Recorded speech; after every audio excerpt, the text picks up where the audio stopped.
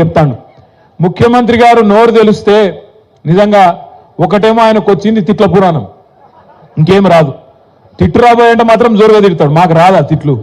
మనకు రావా ఊళ్ళల్లో తిట్లు? ఒక్కొక్కరికి మైక్ ఇస్తే ఇప్పుడు మీరు ఒక్కొక్కరు వాళ్ళ చెవులు మూసుకోవాలి, అట్లా తిట్టచ్చు. కానీ మనకు సంస్కారం ఉంది.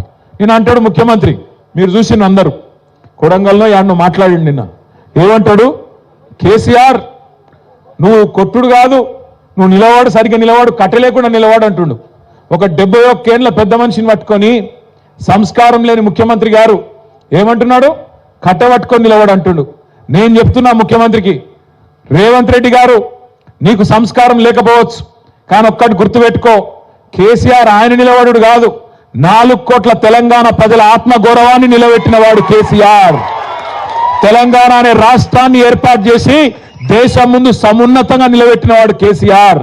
అందుకే మా చెల్లె రజని ఒక మాట అన్నది నిన్న, నాకు బాగా నచ్చింది. ఏమన్నా దొరికేనా, రేవంత్ కేసీఆర్ కట్ట లేకుండా నిలబడతాడు, కానీ నువ్వు కమిషన్ లేకుండా ప్రభుత్వాన్ని నడుపురా నాయన అని చెప్పింది. కమిషన్ తీసుకోకుండా ప్రభుత్వాన్ని నడుపు దమ్ముంటే ఆయన కట్ట లేకుండా కాదు మంచిగా నిలబడతాడు. ఆయన కొడితే ఎట్లుంటుందో నువ్వు కాదు, నీ పాత గురువు గారిని అడుగు, చెప్తాడు కొడితే ఎట్లుంటుందో. నీ ఇప్పుడు గురువుని అడుగు, నీ గురువుని అడుగు, రాహుల్ గాంధీ వాళ్ళ అమ్మని అడుగు, చెప్తుంది ఎట్లా ఢిల్లీ మెడలు వంచి తెలంగాణ తెచ్చిండో, కేసీఆర్ కొడితే ఎట్లుంటుందో ఆ దెబ్బ తిన్నోళ్ళని అడుగు, తెలుస్తుంది. ఆయన నాకు తెలియక అడుగుతా, ఈయనకు కేసీఆర్కి ఏమైనా పోలికున్నది అసలు? కేసీఆర్ ఏమో హిస్టరీ, కేసీఆర్ అంటే హిస్టరీ, రేవంత్ రెడ్డి అంటే లాటరీ. టికెట్ కొనకుండా లాటరీ గెలిచిపోయాడు, టికెట్ కొనకుండా లాటరీ గెలిచినాడు రేవంత్ రెడ్డి.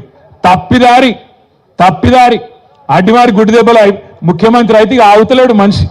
అరే అయ్యా, నీకంటే ముందు చాలా మంది పనిచేశారు నాయన ముఖ్యమంత్రులు.